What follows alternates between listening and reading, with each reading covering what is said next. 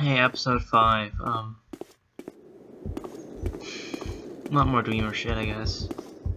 I'm done talking about the Dreamer, by the way. I fucking hate them. I liked them before I started recording episode 4, but fucking A. Shit had just gone so downhill. So fast.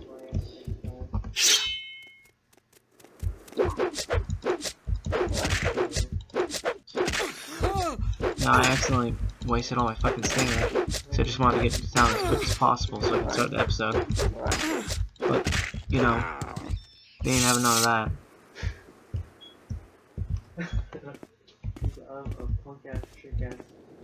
God.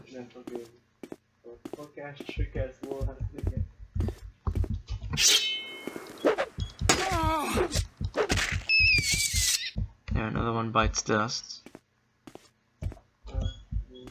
God.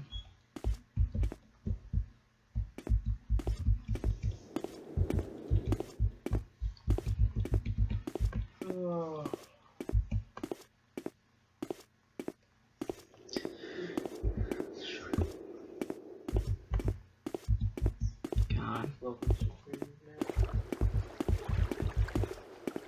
We're back to Balmara now. Fantastic. Anyways, I'm gonna read the second part of biography of Balzara. Biography of Queen Barazaya. Or Barzara, I don't know fucking. The first volume of the series told the story of Baranzara's origin, Hintress to throne of Mournhold, until her father rebelled against His Excellency Tiber Septim the Cunt, and brought ruin to the province of Marwyn, thanks largely to the benevolence of the Emperor. Yep, benevolence, alright. Her child Baranzaya was not destroyed with her parents, but reared by Count Sven of Darkmoon, a loyal imperial trustee. She grew up in a beautiful and pious child, trusting her guardian's care. This trust, however, was exploited by a wicked orphan stable boy named blah blah blah, you know the fucking shit. They're in Riften now. Stable boy Straw was not altogether evil. He loved Berza in his own selfish fashion. Deception was the only way he could think that would cement possession of her. She, of course, felt only friendship toward him, but he was hopeful that she would gradually change her mind. He wanted to buy a small farm and settle down in a comfortable marriage, but at the time of his earnings were barely enough to feed and shelter them. Only after a short time in Riften, Straw fell in with a little bold villainous Khajiit thief named Taras, who proposed that they rob the Imperial Commandant's house in the central part of the city. Taras said that he had a client, a traitor to the Empire, who would pay well for any information they could gather there. Bezarin happened to overhear this plan and was appalled. She stole away from their rooms and walked the streets of Riften in desperation, torn between her loyalty to the Empire and her love for her friends. In the end, the loyalty to the Empire prevailed over personal friendship, and she approached the Commandant's house, revealed her true identity, and warned him of her friend's plan. The Commandant listened to her tale, praised her courage, and assured her that no harm would come to her. He was none other than General Simoncus, who had been scouring the countryside in search of her since her disappearance, and had arrived in Riften, hot in pursuit. He took her into his custody, and informed her that far from being sent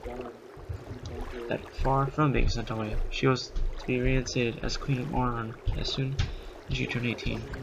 Until that time, she was to live with the Septim family, a newly built imperial city, where she would learn something of government and would be presented or something at the imperial court. At the imperial city, Bezarin defended the Emperor Tiber Septim during the mid-years of his reign. Tiber Septim's children, particularly his oldest son, Ereplegus, came to love her as a sister. The ballads of the day praised her beauty, chastity, wit, and learning. On her 18th birthday, the entire imperial city turned to watch her farewell procession primly to her return to her native land. Sorrowfully, they were at her departure. all knew that she was ready for her glorious destiny as sovereign kingdom of Mournhold. Mournhold's a city inside of Amalexia, by the way. The city of Amalexia, not her. That will be for next episode. Anyway, we're on our way back to the city. We find that we are following the Ode River this time. We're making some pretty good speed, I guess, for a beginning character game. We're gonna walk for a while because we need to maintain our stamina in case we get attacked. Oh, never mind, we're back in the city. Yep.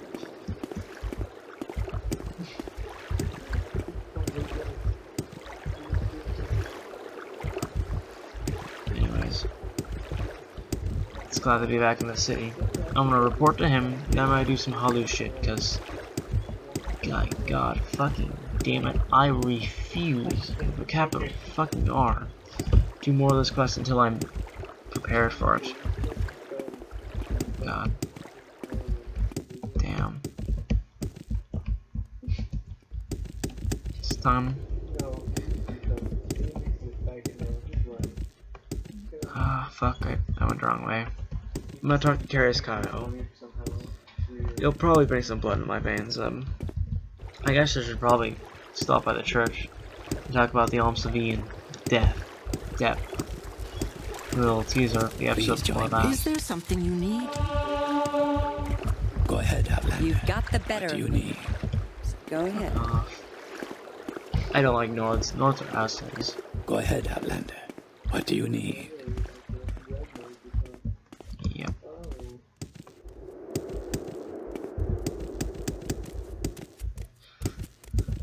Time to check this bitch out. Hey, I finally did it. Oh, fuck, I'm supposed to go to the Fighters Guild first. It's been a while since I played this game. At least at this part.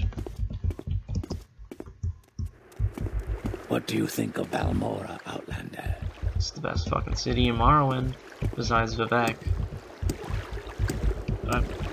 Sorry, I mean Vonford Hall. Please join me. I think Narcissus and Tyr are pretty cool cities. What do you think of Balmora? I guess Tyr has that big slavery thing of House Go ahead, Drez, Outlander. What do you need? but I can look past that. I mean, it's still bad. Slavery's bad. I'm gonna be freeing all the non-Halu house slaves. Oh, Outlander, did you want something? Yeah. This is my least favorite quest in the game, by the way. I always fuck it up because I'm always Yes, Dunmer. prepared for it. The favor. House of. Oh, fuck it. Perfect. Just what I was looking for.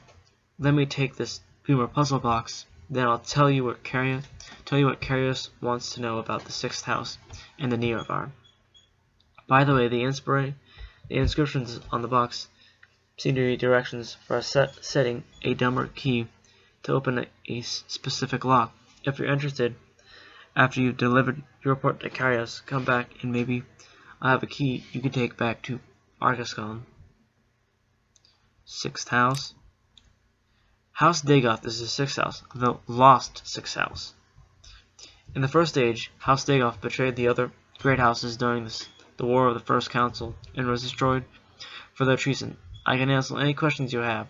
Also, you have some notes to give to Kaya, so I recommend some 6th house references he should read. Nevarine. Ashlanders believe a reborn Neovar will unite the Dunmer against the Outlander invaders and restore ancient Dark Elven nation. Neovar is a legendary hero, saint of the temple, Iredil Neovar Mara. But the temple denies the prophecy and persecutes heretics who believe in the Nevarine. Tell Carius that Sharm Magarb would be a better person to ask about the native faiths and superstitions. Almsavie for life, bitch! Morrowind history. I won't bore you with blathering about history. That's what Carius is for. But if you're really interested, try On Morrowind, the Imperial Province, by Elium of Sunhold. I have an extra copy you can have. An adventurer like you really needs is a sense of current events. Who hates who, where is trouble brewing, and what's the opposition? Current events. Great houses hate each other. Theft, murder, assassination, secret raids. Standard stuff. The temple is trying to kill off a rebellious faction called the Dissolent Priests. Ashlander nomads raid each other, attack traders and pilgrims. A secret cult is killing off imperial citizens. All bad enough. The real problem, though, is the blight, monsters, and disease. The natives say it comes from the Red Mountain. It's a local problem for years, but lately it's gotten out of control. Go ahead. This episode I'm going to do some more Halu shit. And possibly continue the Bazarov series that you guys are just so wanting to hear. Shouldn't be here. Fuck off.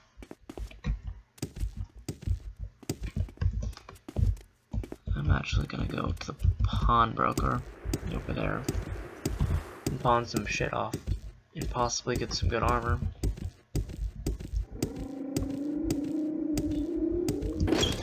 Yeah.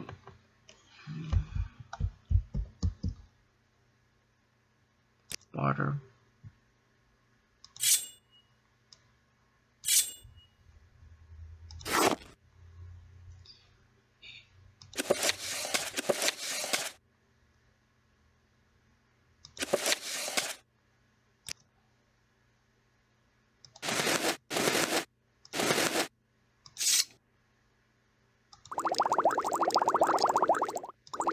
Selling shit. How interesting.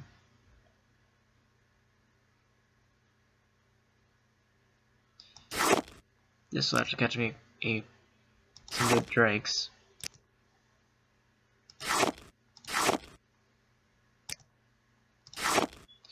Drakes I so desperately need. Now, it's time to look what she has, what she can offer me. Because I'm gonna need some of this shit probably. Ooh, books. Aedra and Aedra. I already have that. The real Bazarov.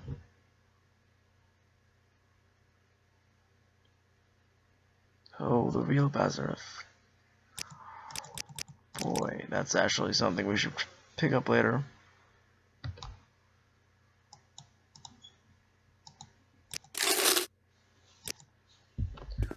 We're gonna have to pick that up later. Actually, I think we might be able to find it at a bookshop. But besides the point, we're gonna read Biography of Bazarov, then the real story. The real story. Time to report to Carioso, but wait, there's more directions. Following notes are whatever, fucking 6th house. House Dagoth is an extinct great house. In the wake of the Battle of Red Mountain, its leader was revealed to have plotted treason and was discredited. Many of House Dagoth died defending the house. Those survivors were faithful to the Great Council, were redistributed among the other houses. The temple says the ancient legendary evil beings that dwell beneath Red Mountain in the Dagoth-Ur region are the original leaders of the 16th house, sustained by some powerful evil sorcerers. Other references. These books include references to the 6th house and its destruction. The bookseller Darius Dara over in the commercial district might have copies. The War on the First Council, St. Neovar, Moon and Star, the real Neovar.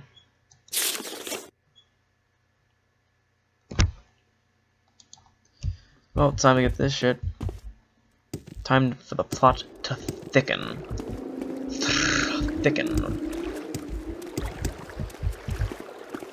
So I guess I could talk about some stuff. See, what what the biography of Azeroth is propaganda. Tiber Septim is fucking infamous for its propaganda with the Imperial Guild Society and various other distributions. If you care to talk, I would consider it a privilege. Orders. Yep. You're the drill master, you know it. Is fucking these notes from fuck his name. Excellent. I trust he didn't work you too hard for him. I looked them over one more detail later, but now I have some new orders for you. I glanced at, yes, they cover 6th House admirably, but not the Neovar cult. Hop over to Balmar Gate Mages Guild. It's right in the Balmar.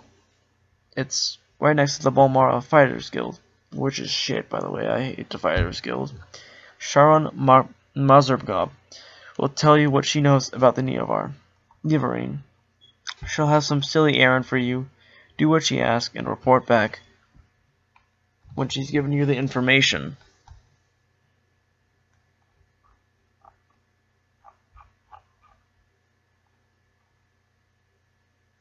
Okay, Solstheim. Terrible place. I heard there's a boat from Cole. If you have any reason to go there.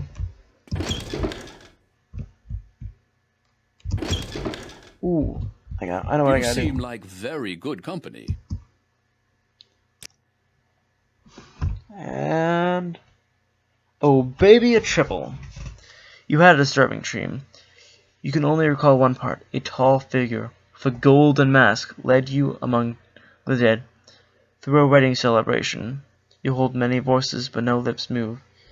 You strained to breathe, but your chest didn't move. The tall figure spoke, with each finger as if he passed them, laughing and joking, as if they were alive, but they made no reply. You tried to cry out, but without breath, your tongue was fluttered in vain.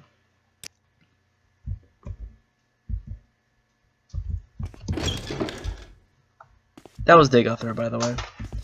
Dagothr, he's a master of dreams. He's dreaming and meditation are a big part of who he is. In fact, time to talk about the Alms. I can do for you. Fuck you, Neo.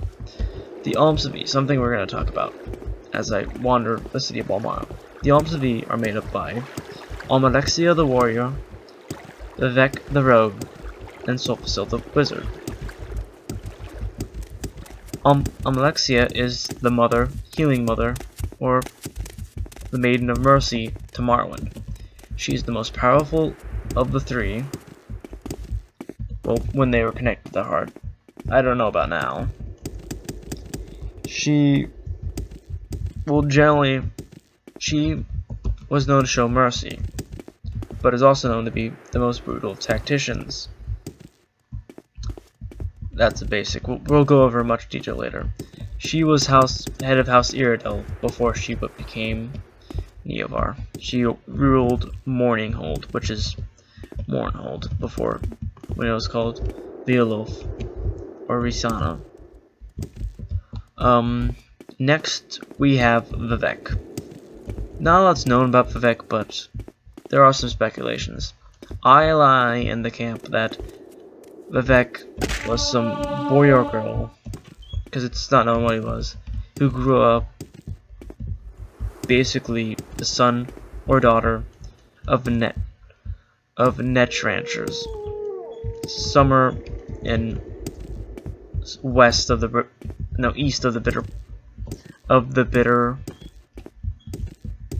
bitter coast, probably around where Vivec was made. Because if you read the 36 lessons of Vivec, which we will do later, I'll probably have to cheat them all in because I don't think we have the time to find all of them. You'll see that he does mention a person called the Netchman's wife. The Netchman's wife is probably his real mother. As a friend. There's a lot of hints of what really happened. Next we have Sulfasil from Minor House Sulfa. It was destroyed by Bjorn's Dagon. And also Sulfasil provides absolutely fucking nothing to the plot. Yes, Outlander. How do you do? That's all we have for Sulfasil. Well, anyways, it's time to check on House Mara. Oh yeah, it's this way. I was thinking, Go well, ahead. I am listening. check for some things, probably do that, and finish the episode. Sorry for episode 14 being an absolute Walk with fucking virtue, failure. Outlander. That burnt up without anything going good.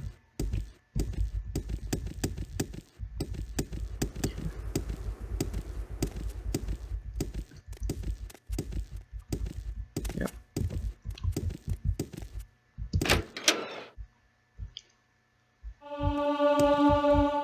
How wonderful. Welcome, Outlander. Oh, oh baby, we're going to Vivek.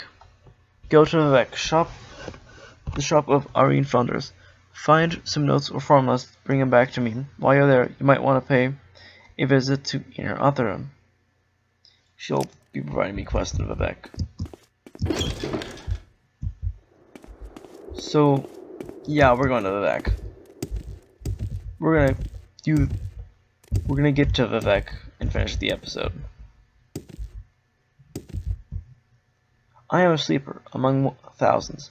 I bring you a message. Dagoth calls you. Brion, you cannot deny your lord. 6 House is riven, and Dagoth is its glory. Dagoth. He is the Lord, the Father of the mountain. He sleeps, but when he wakes, we shall rise from our dreams. We shall sweep our land and cleanse it of the Enwa, he who searches my corpse. Why have you denied him? As Lord Dagoth says, all shall greet him as flesh or as dust. 6th house, the sleeping house, House Dagoth, the house of the Lord Dagoth, the true house, one house to welcome all true Dahmer and drive out the Enloth from our land. Rejoice, join us, come to Red Mountain, prepare for the way for his coming. Fuck you. Where's an ordinator when you need him, really? That's all I gotta say to that. Yes, What? Outlander. What do you want? Fucking. So yeah, there's 2 of them in town. Probably more. But they're being controlled by Dagoth Ur. Once you kill Dagoth Ur, they'll be free. They'll say, yo, thank you, man. And that's gonna be that. We're gonna go to Vivek. And we'll end our episode there.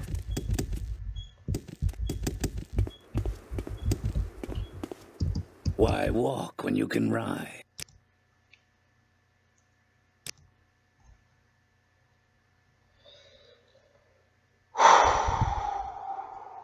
Where would you like to go?